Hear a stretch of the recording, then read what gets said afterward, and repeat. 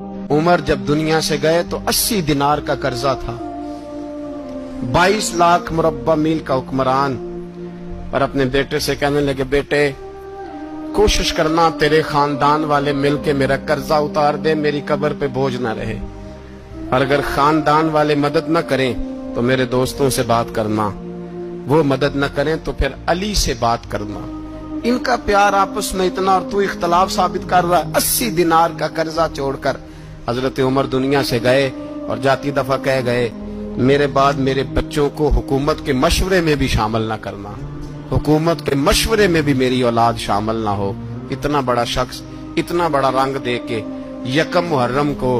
جب عمر فاروق کا وصال ہوا تو بیٹے سے کہنے لگے اماں عائشہ سے جا کے کہو میرا بھی نبی پاک کے روضے میں دفن ہونے کو دل کرتا ہے۔ ایک قبر کی جگہ ہے اماں جی نے اپنے لیے رکھی ہے، بخاری ہے بخاری۔ حضرت عائشہ کے پاس صاحبزادے گئے، کہنے لگے اماں جی عمر کو زخم لگ گیا ہے، حالت بڑی پریشانی والی ہے۔ وہ کہتے ہیں اگر اماں اجازت دیں، سید عائشہ رو پڑی، فرمانے لگی کہ اپنی قبر کی جگہ تو نہیں نہ کسی کو دیتا، پر عمر نے کمال ہی بڑا کیا، اسے کہو جاؤ گنبد خضرا میں قیامت تک جو مصطفیٰ پہ اور ابو بکر پہ سلام پڑے گا وہ تجھ پہ بھی سلام پڑھ کے جائے گا، جاؤ میں نے جگہ دی۔ وہ عمر جس کے آداب شیدا شکر، اس خدا دوست حضرت پہ لاکھوں سلام۔